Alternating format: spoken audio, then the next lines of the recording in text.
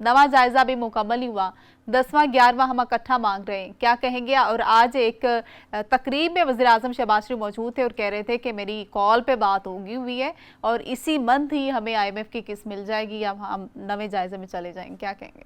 देखिए, आज का जो कल का जो बजट आया है उसको देखने के बाद मेरा नहीं ख्याल कि IMF अप्रूवल देगी इस बजट की, क्योंकि इसमें बहुत सी एनॉमलीज हैं। यस। और इस की वजह से पहले आई थिंक थोड़ा सा हम बजट की बात अगर कर लें एग्जैक्टली सर। तो उसके बाद फिर IMF की बात करनी मुनासिब होगी। ठीक है सर। सबसे पहली बात तो ये है कि जो बजट से एक दिन पहले जो पाकिस्तान इकोनॉमिक सर्वे आया है सर, उसने पाकिस्तान की स्टेट ऑफ इकोनॉमी का पूरा जायजा लेके कौम के सामने रखा है और उससे नज़र आ रहा है कि आपकी इकोनॉमिक ग्रोथ तकरीबन सिफर पे पहुंच चुकी है। बिल्कुल ठीक। 6% पिछले साल थी, अब सिफर के करीब 29।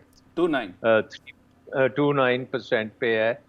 इन्वेस्टमेंट फॉरेन लोकल और फॉरेन इन्वेस्टमेंट ऑल टाइम लो पे आ गई है 13% पे।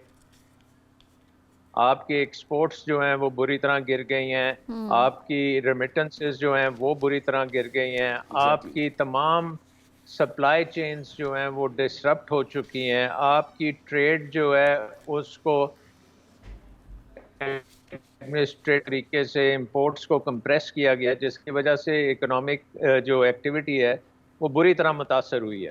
अब आप ये भी देख लें कि अब हम ये भी करने जा रहे हैं डॉक्टर कि साहब उन्होंने अहदाफ भी रख बाजारों दिए को भी बंद करेंगे कि नॉन और टैक्स बाजार रेवेन्यू को जो है बंद वो करते 3000 हुए अरब भी रुपए के करीब है। हमने जो इकोनॉमिक डिस्ट्रप्शन है उसको हम और ज़्यादा बढ़ाते चले जा रहे हैं। ये जो इस वक्त जो इकोनॉमी की स्टेट है, मेरी नज़र में ये इकोनॉमिक इम्प्लोजन हो गई है कि इकोनॉमी जो है वो सुकड़ती जा रही है और इस इकोनॉमी में एक इम्प्लोडेड इकोनॉमी है। इसकी स्टेबिलिटी बहुत ज़रूरी थी जी। इस बजट के लिए। ये बजट इस तरह से डिज़ाइन होना चाहिए था कि ये जो इकोनॉमी जिस तरह से बुरी तरह गिर रही है और जिस तरह से रुपए की कीमत गिर रही है, हमें पहले रुपए की कीमत को स्टेबलाइज करना है और उसके बाद फिर ने ऐसा जो बजट होना चाहिए जो कि स्टेबिलिटी दे, ना कि ऐसा बजट जो कि सस्टेनेबल ही नहीं है।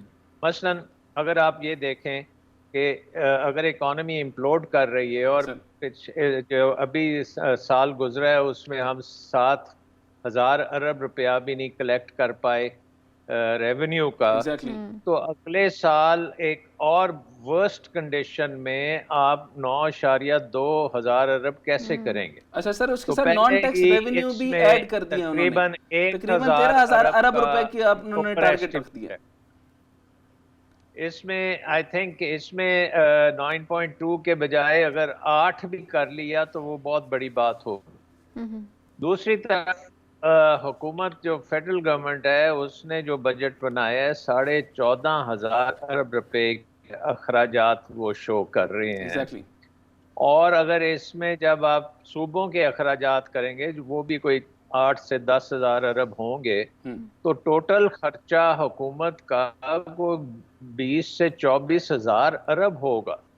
तो ये एक इम्प्लोडिंग इकोनॉमी में इतना खर्चा आप कैसे करेंगे? आई मीन आपके पास एक ही तरीका है ना, और अगर आपने IMF के प्रोग्राम को चालू भी करना है तो आपने ज़्यादातर जो खर्चे हैं वो टैक्स रेवेन्यू से लाने हैं और वो रेवेन्यू हम देख रहे हैं कि वो कम होगा।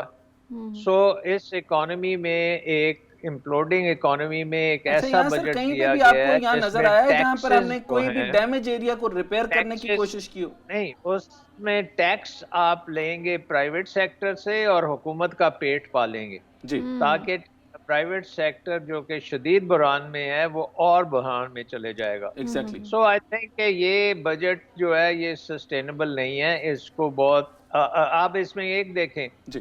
1,000 अरब का आप कह रहे हैं कि हुकूमत खर्चा करेगी डेवलपमेंट की नज़र में। हमें पता है कि डेवलपमेंट जो होती है वो बाबू करते हैं जी सर।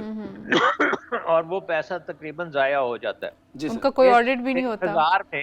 1,000 में आप ये भी देखें कि सूबे जो हैं वो भी कोई 1,500 1500 अरब का वो भी करेंगे। सो 2500 शकील रामे अरब साहब का को अगर भी ऐड कर आपने लेते हैं करना है डेवलपमेंट प्रोग्राम, जी। और अच्छा सर, मेरे आपने साथ रहिएगा टैक्सियों की सर, आप भरमार करनी है, मेरे साथ ही रहिएगा। तो मैं प्राइवेट ये टेक जो है ना वो रामे साहब से भी ले लें।